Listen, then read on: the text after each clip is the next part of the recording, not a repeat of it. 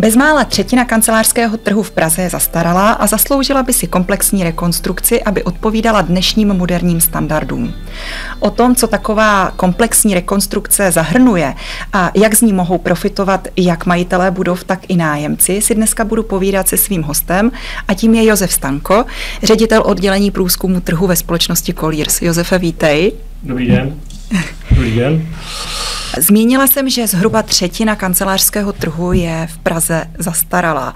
O jakém objemu v absolutních číslech se zhruba bavíme?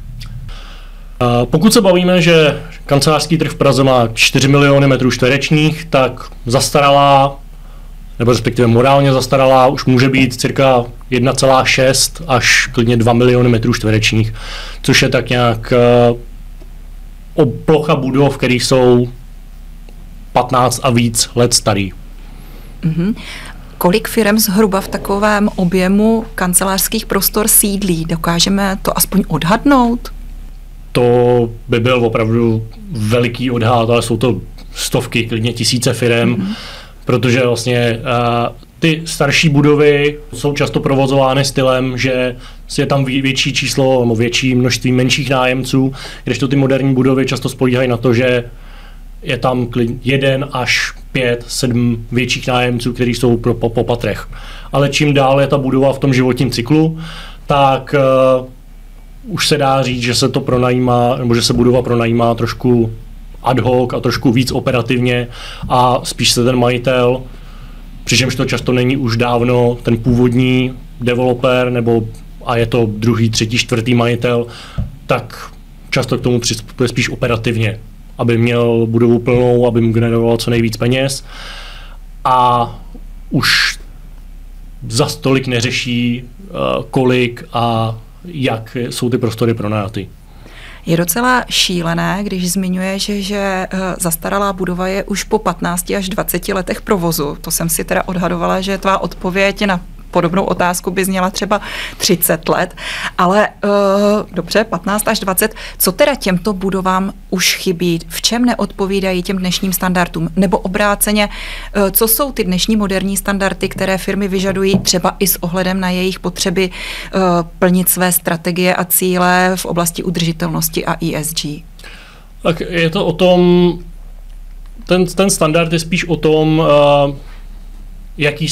kdo je na straně pronajímatele a kdo je na straně toho nájemce. Menší firmy na to úplně zatím, nebo k tomu úplně nejsou zatím vedeny, nebo nemají tu povinnost, aby reportovali svoje dopady, nebo aby se na to příliš zaměřovali.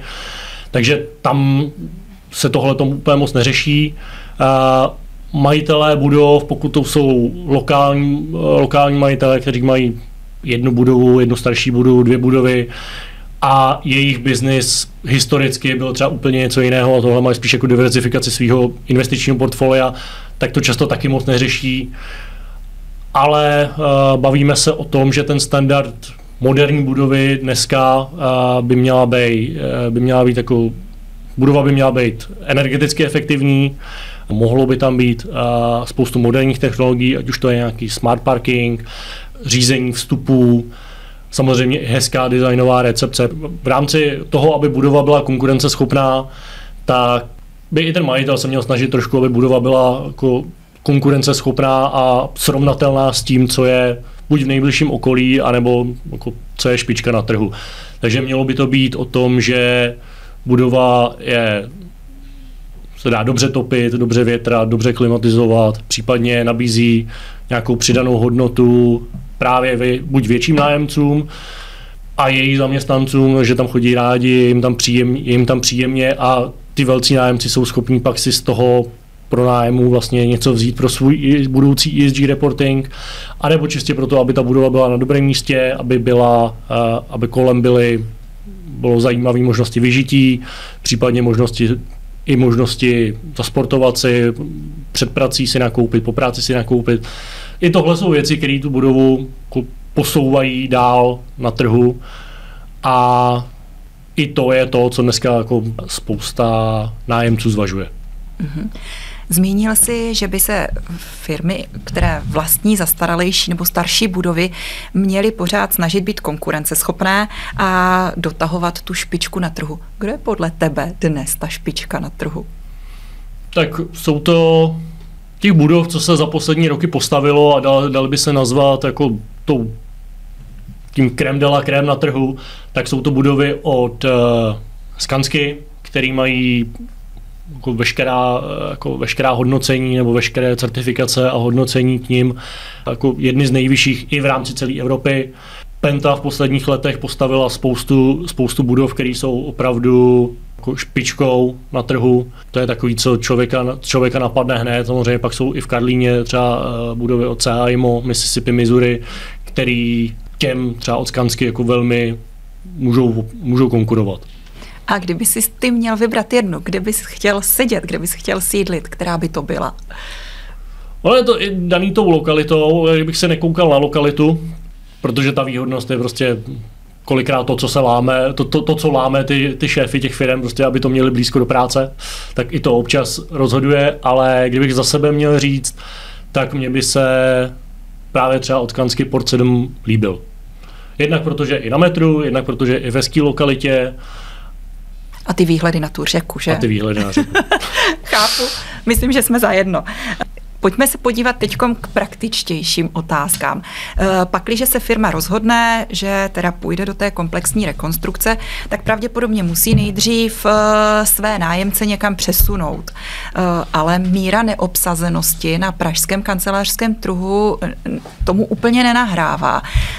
Jak to můžou teda řešit, nebo jak se to standardně řeší? Tak většinou tohleto rozhodnutí je něco, co spadá opravdu do jako strategického rozhodování toho developera nebo toho majitele nebo investora, ať už se bavíme o komkoliv, kdo to je. A neřeší se to z týdne na týden, ale je to záležitost, která se bude řešit x let. A záleží ve výsledku, kdo je ten nájemce.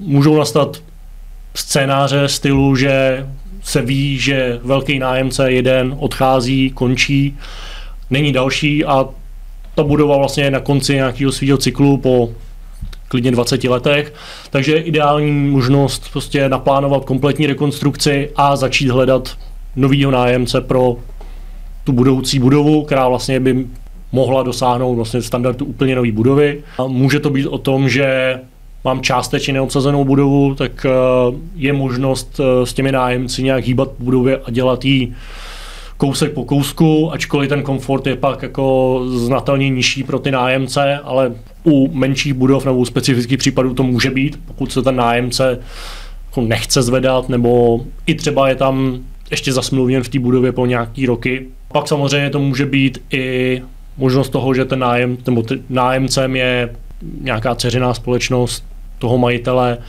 jako to vidíme teď třeba u části budovy, kde sídlo Generali, který se prostě přesunulo jinam a svoji budovu se teď bude několikrát rekonstruovat a pak se tam vrátí. Mm-hmm. Ale samozřejmě je to velký rozhodnutí pro toho majitele, jestli do toho skočit a jak. Samozřejmě pak ty benefity jsou lepší nájem, menší provozní náklady a samozřejmě i možnost tu budovu posunout po 20 letech i v kompletně v momentě, kdy vymění třeba fasádu, kde je to vlastně nová budova. Mm-hmm. Zmínil jsi několik let. Jak dlouho teda ta komplexní rekonstrukce trvá? Mně přijde, že dnešní stavby, když stavím novou budovu, tak vyroste a je zprovozněna relativně rychle, během 1 roku pomalu, jak na stěhování. Ta rekonstrukce je náročnější, složitější časově? Tak když vezmu výstavbu budovy, tak to trvá, říká se podle náročnosti, tak může to být 2 až 3 roky, pokud vím, že Masaryčka třeba trvala skoro 3 roky, jestli si dobře vybavuju, ale standardní menší budova trvá 2. Mm-hmm. Rekonstrukce zase podle náročnosti, v momentě, kdy se majitel rozhodne vyměnit třeba i fasádu, tak to může být klidně i k těm 2 letům. Záleží zase na komplexnosti, na komplikovanosti, možnostech těch dodavatelských firm, ale protože tam zase musí ten původní stav, co byl, tak musí zničit, není to jenom stavění na novo. Mm-hmm. Takže klidně to může být i k těm 2 letům, takže tam zase velký rozdíl úplně není. Jo. Ještě jsi zmiňoval náklady. Jak se teda komplexní rekonstrukce promítne třeba do cen nájemného nebo do nákladů na provoz? Máš to nějak spočítáno? Nějaké statistiky existují? Úplně ne. A samozřejmě teď, co vidíme na trhu, tak je vlastně, že nový developmenty jsou dražší, protože prostě developeři tvrdí, že jim úplně nevychází ta ekonomika nájmů a pokud chtějí postavit kvalitní budovu, tak je potřeba ty nájmy prostě zvedat a vidíme, že to, co vidíme vlastně ze sběru dat našich, tak ty nový developmenty rostou. Ty existující budovy se s tím občas snaží držet krok, v některých případech je to opodstatněné nebo ospravedlnitelné, u některých právě těch budov, které už mají třeba 20 let a historicky prošly jenom třeba nějakým faceliftem, ať už společných prostor nebo nějakou částečným refitem technologií, tak u některých to ospravedlnitelné asi úplně není. A samozřejmě jde i o politiku toho landlorda. Někdo úplně necílí na nejvyšší nájemný, ale chce mít stabilně nájemce, chce se jim trošku i podbídnout třeba, takže i to je pak cesta, kterou může ten majitel jít. Hodně se dneska bavíme i o energetické náročnosti budov. Jak moc ji lze komplexní rekonstrukcí vylepšit a co konkrétně a co třeba ještě kromě té energetické náročnosti, protože pokud vím, tak třeba se hodně baví i o nějakých řešeních, o hospodaření s dešťovou vodou a podobně. I tohleto se řeší? Řeší se vlastně všechno. Ta budova stará, a teď se nebavím jenom o těch, co fungují, ale klidně to může být budova z 80. let, která je posledních 20 let jako nefunkční. Pokud by se jí chopil nějaký developer, tak opravdu může v podstatě oholit na tu základní konstrukci a dodat tam vlastně všechny technologie na novo. Takže přesně a může cílit pak samozřejmě i na certifikace, jako jsou ty nejpoužívanější LEED, BREEAM. Samozřejmě bavíme se tam pak o tom, jestli ve finále ta ekonomika toho projektu bude vycházet, ale to už je pak na konkrétním projektu a konkrétním developerovi, do jaký úrovně s tím projektem chce dosáhnout, jaká bude pak ve výsledku jeho cenová politika. A existují nějaké dotační programy nebo finanční nástroje, které by firmám pomohly zafinancovat komplexní rekonstrukce, přece jenom tou rekonstrukcí zlepším energetickou náročnost a v rezidenčním bydlení něco takového existuje i v office prostředí? Jsem o tom, přiznám se, neslyšel a upřímně si ani nedovedu představit, že by spousta těch developerů, jako, kteří si jedou na sebe a spousta z nich vyrostl zásadně jenom na sobě, že by se chtěli pouštět do nějakých dotací a podobně. Samozřejmě je výzvou pro ty developery ten projekt zafinancovat, přičemž ještě pořád jako, tady máme vlastně cítíme pořád důsledky nějaký krize, která proběhla, pořád se půjčuje za hodně, za draho, takže dát dohromady ekonomiku projektu je výzva, ale to už je pak na každém developerovi a na rozhodnutí, jestli do toho jít nebo nejít.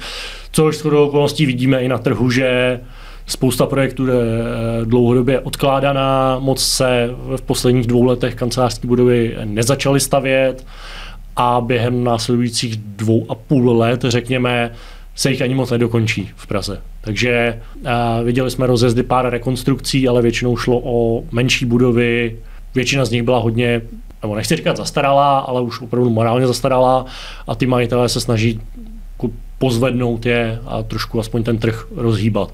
Ale ten dopad je zatím relativně minimální. Bavíme se pořád o Praze. Jak je to v regionech? Je ta situace podobná nebo diametrálně odlišná? Kdybych měl, jako z těch regionů hodně vyskakuje Brno, kde v posledních letech vidíme hodně moderních developmentů.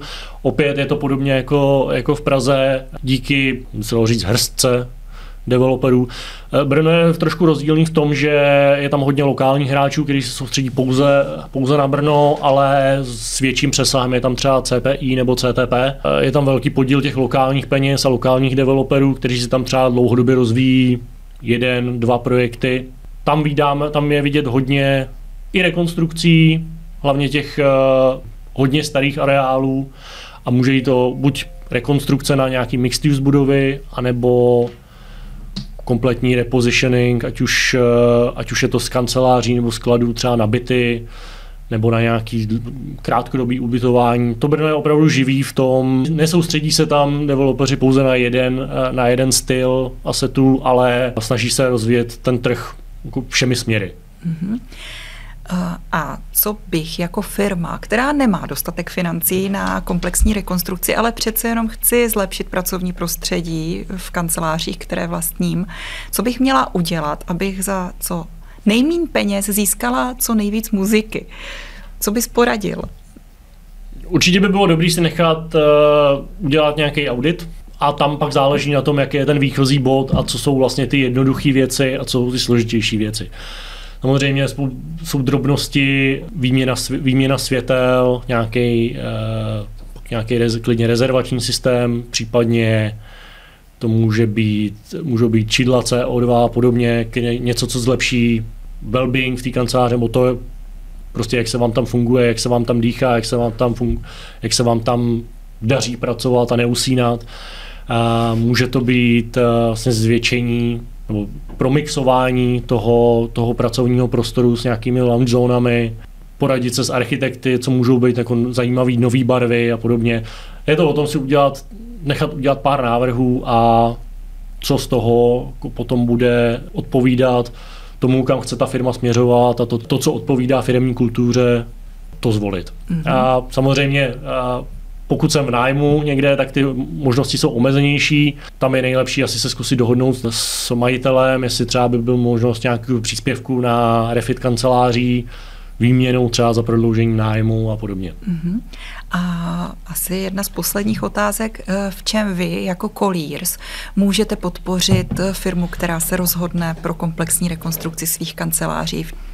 Tak jsme schopni udělat návrh té kanceláře, jsme schopni právě zhodnotit, jestli ta kancelář, co by mohly být ty správné kroky, jak tu kancelář pozvednout do nějakého modernějšího stavu. A jsme schopni postavit, případně jsme schopni najít, pokud se bavíme o tom, že je potřeba najít stávajícím nájemcům v té budově nějaký nový prostory, tak jsme schopni jim najít náhradní prostory a obecně toho majitele nebo ty nájemce provést tím procesem od A do Z. Tak to je paráda. A ještě možná poslední otázka. Zmínila jsem na začátku, že ty vedeš oddělení průzkumu trhu v Colliers. Co tvá práce teda vlastně obnáší? Co všechno zkoumáš a pro co se ta data využívají? My vlastně se snažíme, v rámci mýho oddělení se snažíme vlastně mít přehled o nejenom kancelářském trhu, ale i trhu s průmyslovými nemovitostmi, o vlastně investičních aktivitách ze strany investorů nebo ze strany developerů a podobně. Snažíme se mapovat detailové nemovitosti, víceméně snažíme se a i rezidenční nemovitosti a snažíme se obecně mít přehled o tom, co se na trhu děje, jaký jsou trendy. A ty data, které sbíráme, ať už jsou data o velikostech budov, neobsazenosti budov, případně o tom, jaký ty budovy požadují nájemný, tak potom využíváme buď pro zpracování analýz, pokud si nějaký klient objedná přímo analýzu, ať už třeba proveditelnosti nebo nějaký rent review, jestli ta budova odpovídá té konkurenci v dané lokalitě, tak pak ty data používáme i pro přímou podporu našeho biznisu, pro podporu business týmů, kancelářských týmů a obecně, aby jsme věděli, aby i moji kolegové věděli, co se na trhu děje, takže i se snažíme jako školit a víceméně jim říkat, co se děje, aby ten trh vlastně celý mluvil stejně a aby tam byla nějaká transparentnost a konzistence v tom, co se o tom trhu říká. Takže jinak řečeno, tvá data a tvá analýza je vstupní materiál pro majitele budovy, aby se rozhodl, jestli jít nebo nejít do komplexní rekonstrukce. Dá se to takhle říct zjednodušeně? Dalo by se říct. Tak, to je krásný závěr dnešního rozhovoru. Moc krát děkuji, Josefe, a budu se těšit na příště.